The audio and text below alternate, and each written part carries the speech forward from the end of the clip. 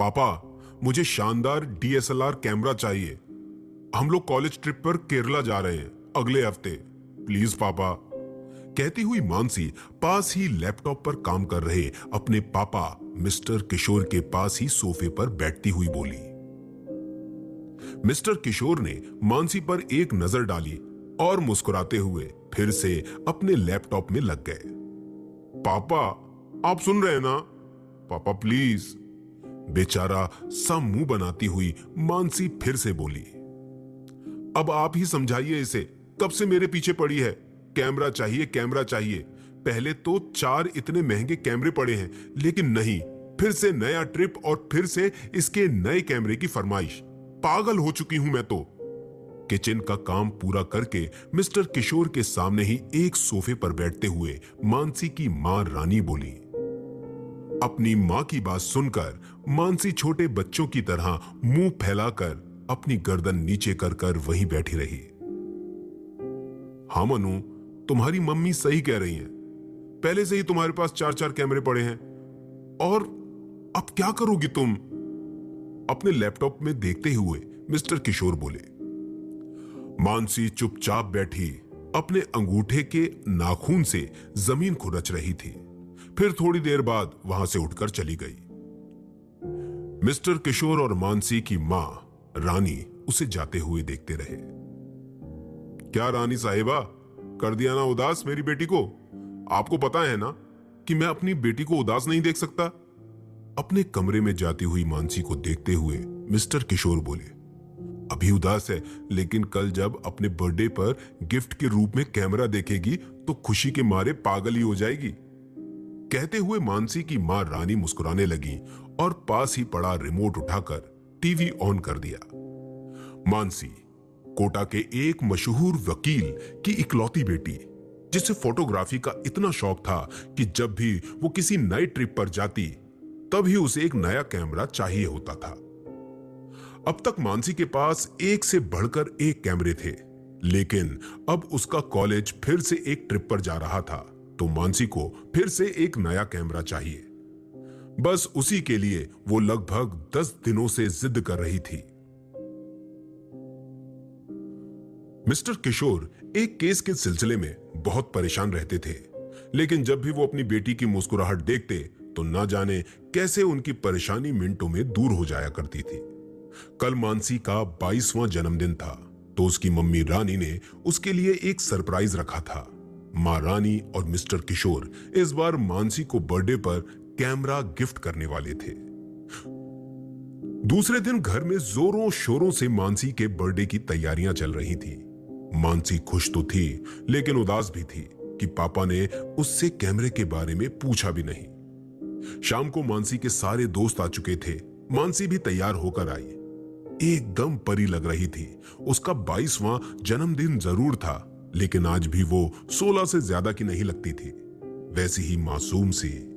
उसके मम्मा पापा दोनों ही मानसी को प्यार भरी नजरों से देख रहे थे कि देखते देखते उनकी ये छोटी सी मनु कितनी बड़ी हो गई है। पार्टी शुरू हुई, डांस भी हुआ, केक कटिंग भी हुई, बहुत से गिफ्ट भी मिले। आखिर में उसकी मम्मी पापा दोनों ही 2 बड़े से बॉक्स उसके सामने ले आए। हैप्पी बर्थडे बच्चे, कहते हुए दोनों ने उसे अपने गले से लगा लिया। कैमरा है? उम्मीद भरी नजरों से अपने मम्मा पापा को देखते हुए मानसी बोली तो वहां खड़े सब उसके दोस्त हंसने लगे। मानसी ने सबको घूरा तो सबने अपने मुंह पर उंगली रख ली। मानसी फिर से अपने मम्मी पापा को देखने लगी। खुद ही देख लेना क्या है इसमें, मानसी के एक दोस्त सौम्य ने कहा। मानसी ने हामी भरी और दोनों गिफ्ट्स को लेकर बैठ गई और उन्हें खोलने लगी। जैसे ही उसने मिस्टर किशोर का गिफ्ट ओपन किया, खुशी के मारे चिल्ला पड़ी। Oh my god, camera! पापा thank you thank you thank you, कहती हुई मानसी उछलती सी अपने पापा के गले से लग गई। फिर मानसी ने अपनी मम्मा का दिया गिफ्ट ओपन किया। जैसे ही उसने वो गिफ्ट देखा, उसकी आंखें खुशी के मारे बड़ी हो गईं। वाओ, इतना सुंदर कैमरा! अपने हाथों में वो कैमरा लेते हुए मानसी बोली। वो एक बहुत पुराना कैमरा था जिसमें रील डलती थी और रील की धुलाई के बाद ही वो फोटोज दिखती थी। मानसी उस कैमरे को देखकर एकदम पागल सी हो गई, क्योंकि ऐसा ही एक कैमरा उसने ऑनलाइन देखा था। इस तरह के कैमरे पूरे भारत में अब 2 से 3 ही बचे हुए थे और इन्हें किसी म्यूजियम में रखवा दिया गया था। इनकी कॉस्ट भी बहुत ज्यादा थी। मानसी को कैमरे का शौक था तो वो हर तरह के कैमरे खरीदना चाहती थी। जब उसने अपनी मम्मा से इस कैमरे के बारे में पूछा तो उन्होंने बताया कि शहर से बाहर एक सेठ ने अपना बहुत पुराना बंगला बेचा था और उस बंगले में बहुत सी पुरानी चीजें थीं। जब मानसी की मम्मा उसको अपने किसी दोस्त से यह पता चला तो दोनों वहां गईं और उस समय उस कैमरे की नीलामी चल रही थी, तो उन्होंने अपनी बेटी के लिए यह कैमरा खरीद लिया। मानसी बहुत खुश थी। रात को वो उन दोनों कैमरों को निहारती और खुश होती रही। उसने वो दोनों कैमरे अपनी अलमारी में रखे और सो गई। आधी रात को अचानक किसी चीज के गिरने की आवाज सुनाई दी। मानसी चौंक कर उठ गई। देखा तो बेड के पास वाली अलमारी के ऊपर रखा उसका हेलमेट गिर गया था। नीचे कालीन होने के कारण आवाज इतनी जोर से नहीं आई थी। मानसी ने लाइट जलाई और हैरानी से अपने गिरे हुए हेलमेट को देखने लगी कि अचानक से उसे लगा जैसे अलमारी हिल रही हो। उसने अपनी आंखें मली। इस बार सब कुछ ठीक था। उसने अपना हेलमेट उठाया और वापस सो गई। 2 दिन सब कुछ ठीक ठाक रहा। मानसी रोज उस कैमरे को अलमारी से निकालती और साफ करके रख देती। एक रात जब मानसी पानी पीने उठी तो उसने देखा कि उसकी अलमारी से एक व्हाइट कलर की रोशनी के साथ क्लिक क्लिक की आवाज आ रही थी, जैसे कोई फोटो क्लिक कर रहा हो। वो डर गई और उसके हाथों से पानी का ग्लास छूट गया और सब कुछ शांत हो गया। गिलास की आवाज से मिस्टर किशोर और रानी भागे भागे उसके रूम में आए।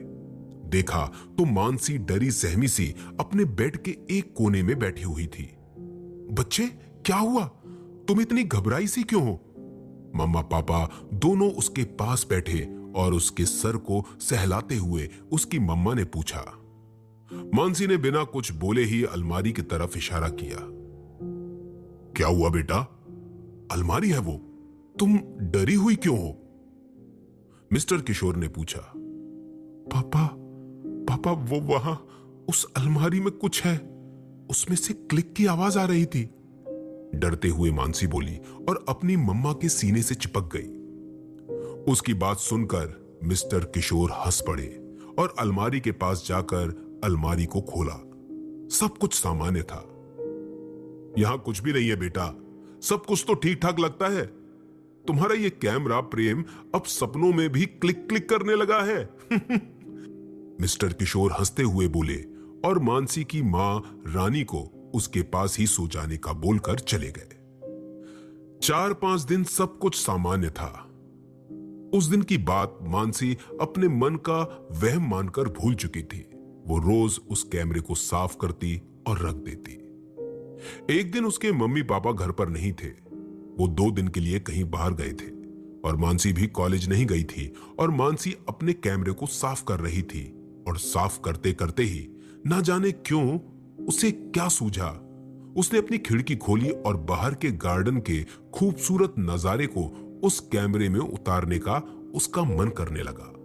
जैसे ही उसने वो कैमरा अपनी एक आंख पर लगाया और क्लिक किया, वैसे ही उस गार्डन की जगह मनहूस सी हो गई और एक उसे खून भरा साया दिखाई देने लगा।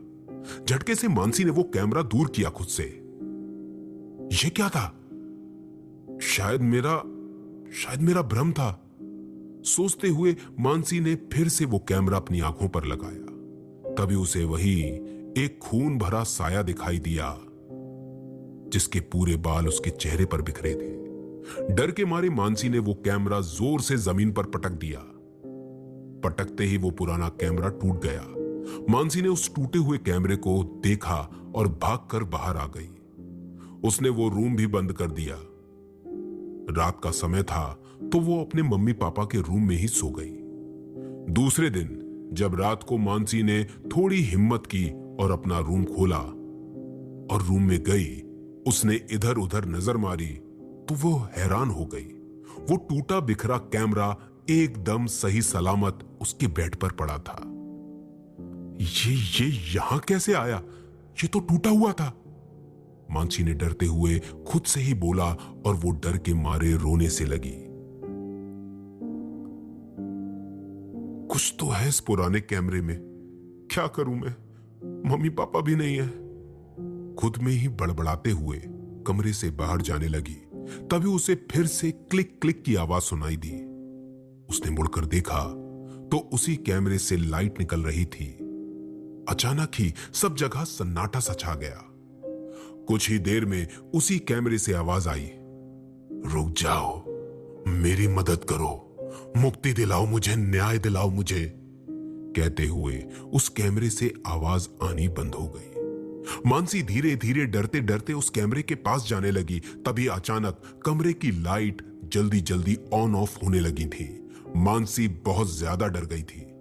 ये क्या हो रहा है? कौन है? सामने आओ, मुझे बहुत डर लग रहा है।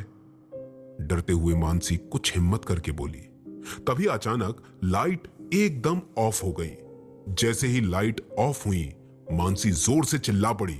उस कमरे में से किसी के श्वास लेने की आवाज आने लगी। कुछ ही देर में ऐसा लगा जैसे उस कमरे में कोई दर्द से कराह रहा हो। कौन है? देखो, जो भी है सामने आओ, मैं हेल्प करूंगी तुम्हारी, मानसी फिर से डरते हुए बोली। तभी एक क्लिक के साथ ही सामने दीवार पर कुछ रोशनी हुई और वहां एक साया उभरा। वही एक खून से लथपथ साया, जिसके बाल घने थे और चेहरे को ढके हुए थे, और वो कराह रही थी। उसे देखकर मानसी की रूह तक कांप गई। कौन हो तुम? मुझसे क्या चाहती हो? मुझे मदद चाहिए, न्याय चाहिए, मेरे गुनाहगारों को सजा दिलवाओ, एक दर्द भरी आवाज में उस साये ने कहा। मदद? न्याय? लेकिन कौन हो तुम? मानसी उसकी बात सुनकर थोड़ी रिलैक्स हुई और उससे पूछा। मेरा नाम गौरी है, मैं पास के ही गांव की रहने वाली थी। आज से 7 साल पहले जब मैं अपने खेत से वापस आ रही थी तब, कहती हुई गौरी सिसकती हुई चुप हो गई।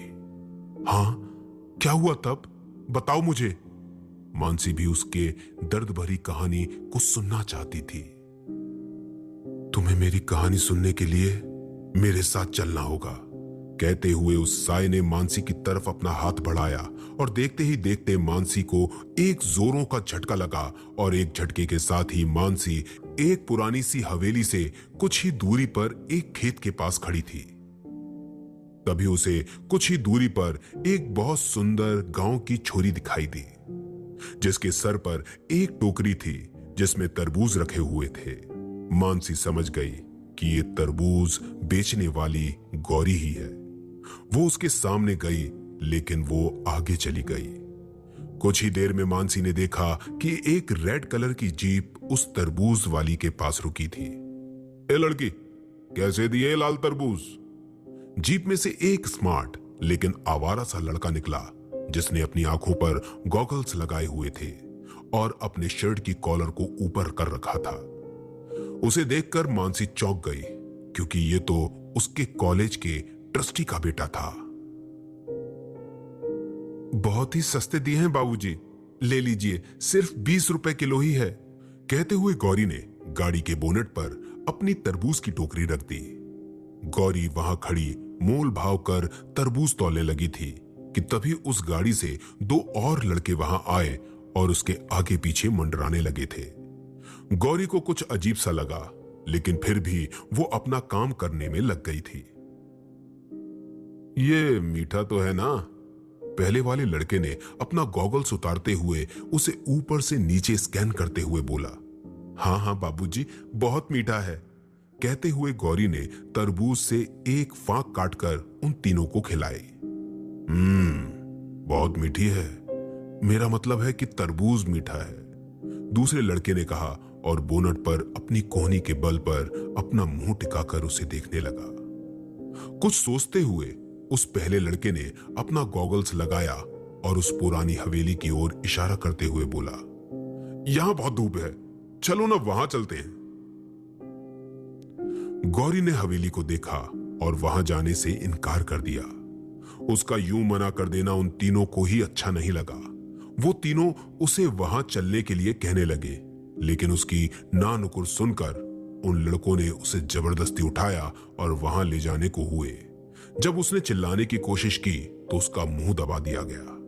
हाथ पैर चलाने के कारण उसके तरबूज इधर उधर बिखर गए थे। मानसी ने उन्हें रोकने की बहुत कोशिश की, लेकिन कोई फायदा नहीं हुआ। मानसी उनके पीछे पीछे जाने लगी। वो लड़के गौरी को लेकर उस पुरानी हवेली में आ गए। वहां बाहर के एक कमरे का दरवाजा थोड़ा टूटा हुआ था, जो एक झटके से ही खुल गया था। वो तीनों गौरी को वहां लेकर आए थे। उसके साथ ही उनके पीछे चिल्लाती हुई मानसी भी आ गई थी। वो तीनों गौरी के साथ जबरदस्ती करने लगे थे। गौरी चिल्लाने लगी थी, लेकिन एक लड़के ने उसी के दुपट्टे से उसका मुंह बंद कर दिया और उसे बुरी तरह से नोचने लगे। तभी उनमें से एक लड़के की नजर वहां पड़े एक कैमरे पर गई। वो ठहाके लगाता हुआ उस कैमरे के पास पहुंचा और कैमरे से गौरी पर हो रहे अत्याचारों के फोटोज क्लिक करने लगा। ये सब देखकर मानसी की आंखों में आंसू आ गए। उसकी रूह तक कांप उठी थी। वो रोती हुई वहीं बैठ गई। कुछ ही देर में गौरी बेहोश होने लगी थी।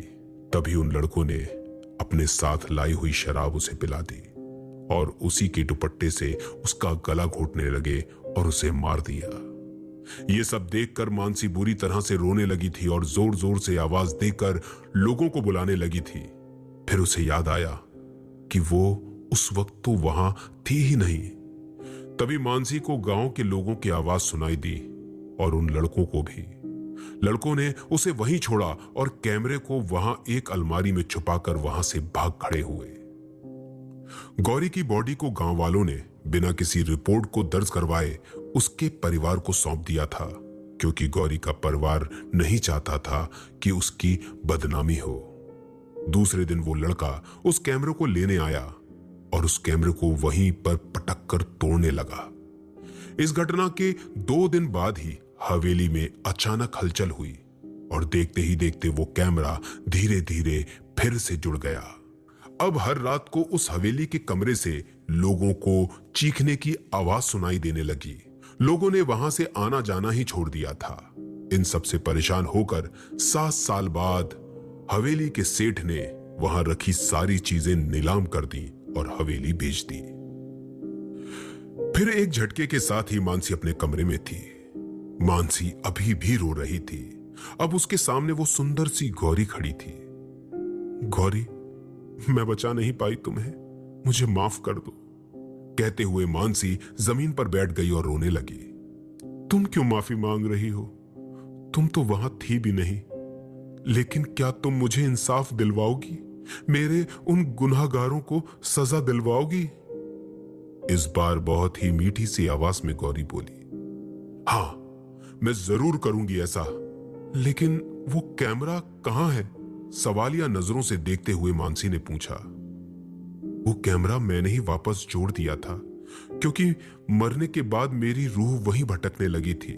मैंने प्रण लिया था कि जब तक इन लोगों को इनके किए की सजा नहीं दिलवा देती, तब तक चुप नहीं बैठूंगी, और रूह बनकर इस कैमरे में घुस गई।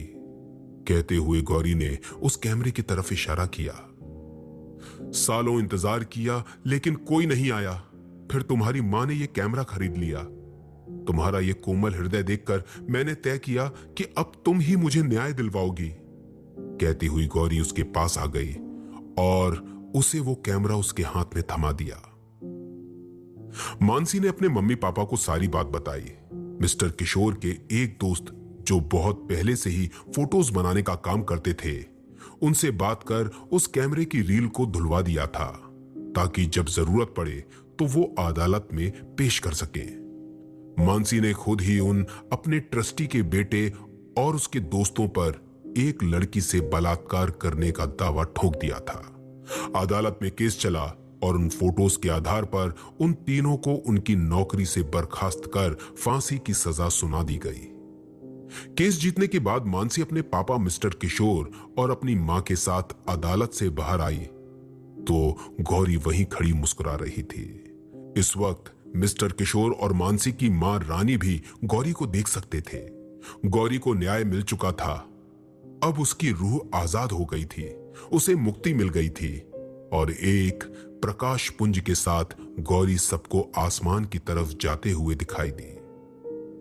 घर आकर जब मानसी ने अपनी अलमारी खोली तो उसे वो कैमरा कहीं नजर नहीं आया। बहुत ढूंढा लेकिन कहीं नहीं मिला। फिर भी मानसी खुश थी।